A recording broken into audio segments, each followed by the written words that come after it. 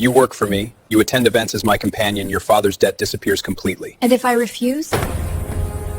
Your father has 72 hours.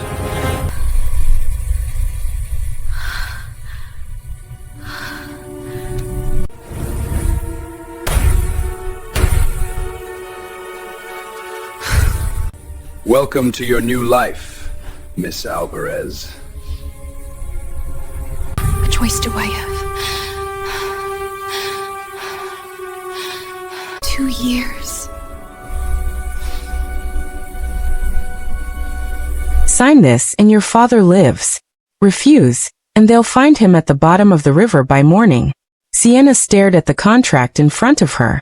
2 years of her life. Belonging to him. A billionaire she'd never met. A man they called the Devil of Las Vegas. Her father had destroyed everything. Now she had 60 seconds to decide.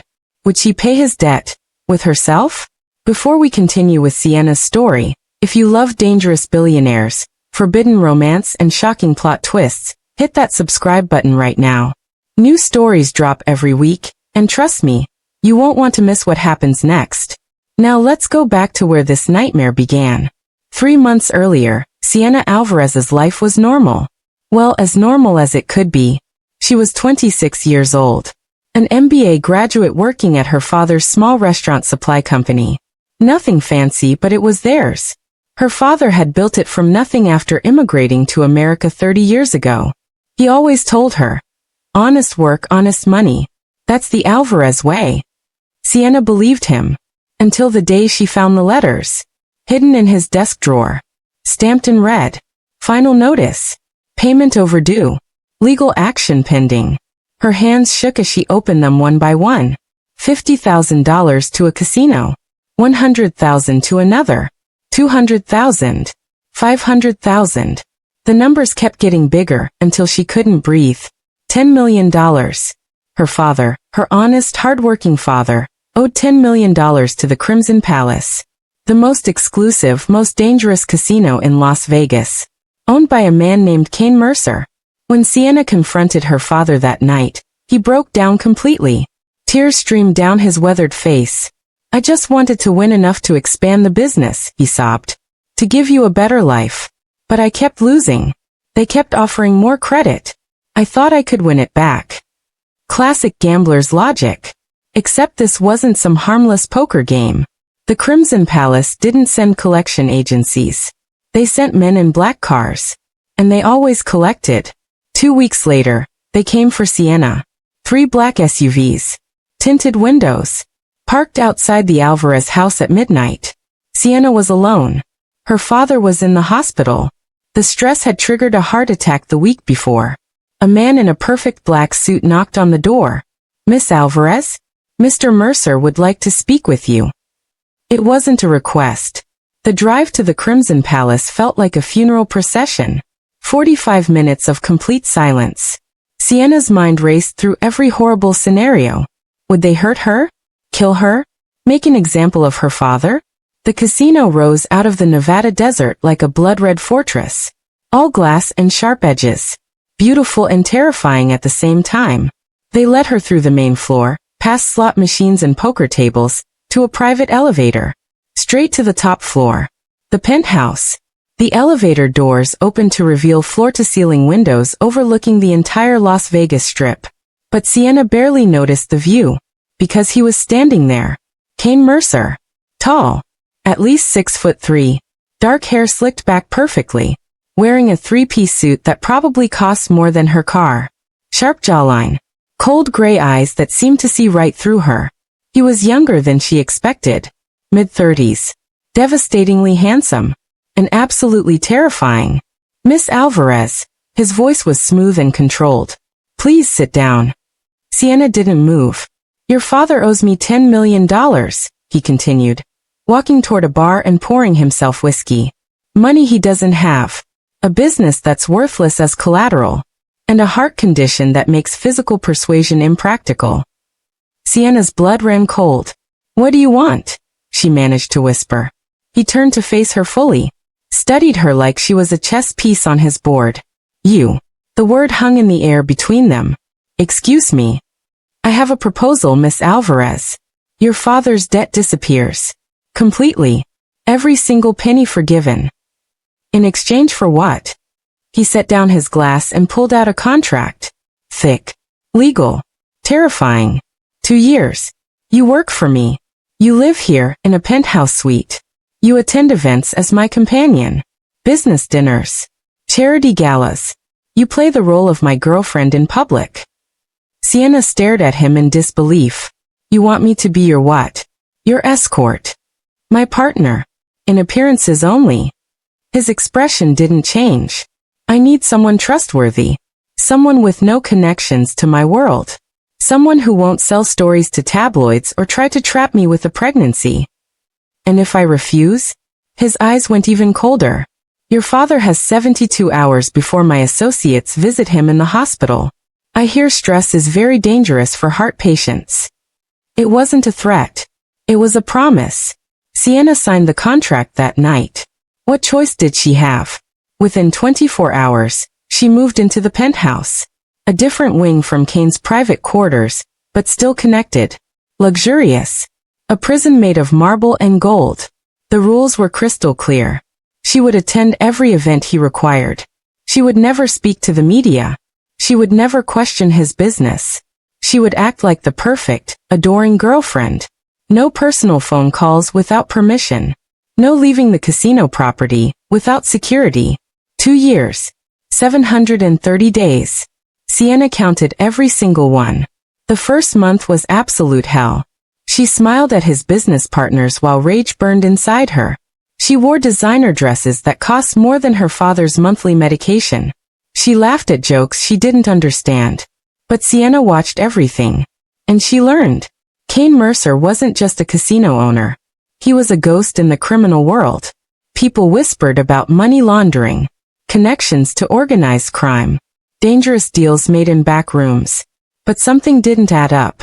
The way he donated millions to children's hospitals, anonymously. The way he quietly paid off gambling debts for elderly widows before his collectors could reach them. The way he looked sad when he thought no one was watching. One night, 3 months into her contract, Sienna found him alone on the penthouse balcony. 2 a.m, staring at the city lights below. Can't sleep? She asked quietly. He didn't turn around. You should go back to bed, Sienna. Neither can you, apparently. Silence stretched between them. Then so quietly she almost missed it. Do you hate me?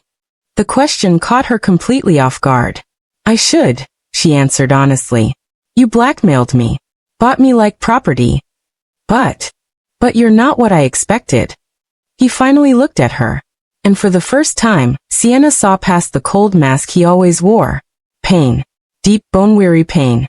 What did they tell you about me? He asked. On the streets? In the news? That you're dangerous. Ruthless. That people who cross you disappear. A bitter smile crossed his face. And what do you think? Sienna stepped closer to the railing. I think you want people to believe that. After that night, something shifted between them. Kane started talking to Sienna. Real conversations. About his childhood. Growing up in foster care. Aging out of the system at 18 with absolutely nothing. I built this empire from the streets, he told her one evening. Every casino thinks I'm one of them. Every criminal thinks I'm their ally. But you're not, Sienna said softly. No, I'm not. That's when he showed her the truth. Files. Evidence. Recordings. Years of documentation. For 5 years, Kane had been working undercover with the FBI. His entire criminal empire was a facade. A long con to infiltrate the real monsters. Human traffickers. Drug cartels. Corrupt politicians using Las Vegas as their playground. And Sienna's father. Your father never gambled, Sienna. Sienna's entire world stopped spinning. What? Kane pulled up security footage on his computer. Her father at the casino, yes. But not at gambling tables. In back rooms. Being forced to sign documents. Men threatening him with weapons. He witnessed a murder. 3 months before you found those letters. A rival gang executed someone in the warehouse district. Your father was making a delivery. Wrong place, wrong time. Sienna felt sick. They blackmailed him into taking on fake gambling debt. Made it look like he was one of their money laundering fronts. If he talked to police, they would kill him and frame him as a criminal. If he stayed quiet, the debt would eventually destroy him anyway. Why didn't you just tell me this from the beginning? Sienna's voice cracked. Because I needed you angry. Desperate. If you came here willingly, it wouldn't look real to the people watching me. Everyone had to believe you were truly my captive, including the criminals I was investigating. He stepped closer to her. You were never in real danger, Sienna. From the moment you signed that contract, your father had FBI protection in the hospital. The debt was completely fake. This whole arrangement was designed to protect both of you. And to give me something I haven't had in 5 years. What?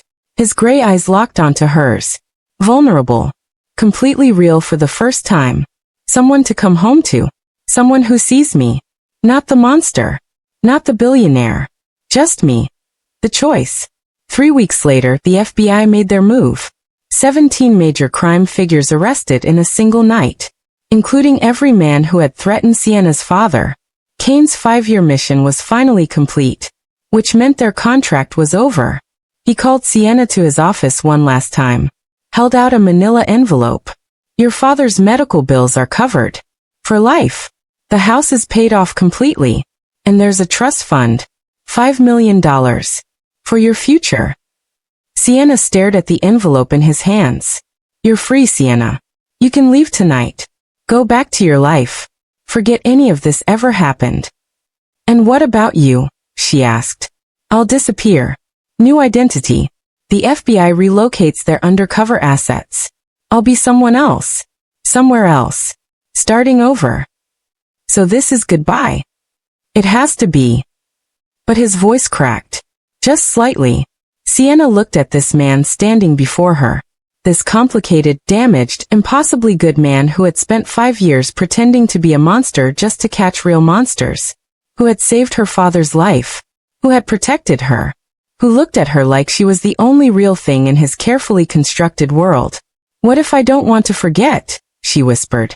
Sienna, don't. What if I choose to go with you? New identity. New life. Together. You would give up everything you know? She stepped close enough to feel his breath on her face. You are everything. He kissed her then. Desperate. Real. Like a man who had been holding his breath underwater for years. When they finally pulled apart, he whispered against her forehead. I don't deserve you. Sienna smiled. Good thing I'm not asking for your permission. 2 years later. Sienna and Kane live in a small coastal town in Oregon. Far from Las Vegas. Far from all the chaos and danger. Kane, now going by the name James, teaches business ethics at the local college. Ironic, Sienna always thinks. She opened a small bookstore cafe downtown. Her father visits every month. Healthy. Happy. Finally free. Sienna learned something important through all of this. Some debts can't be paid with money. Some contracts aren't meant to be honored. And sometimes, the most dangerous gamble of all is letting yourself fall in love with exactly the wrong person. Or maybe, the exactly right one. If this story gave you chills, hit that like button right now. And if you want more romance, mystery, and plot twists that will keep you up at night, subscribe and turn on notifications. Comment below. Would you have signed the contract? Or would you have found another way out? New stories drop every day. Thanks for watching. See you in the next one.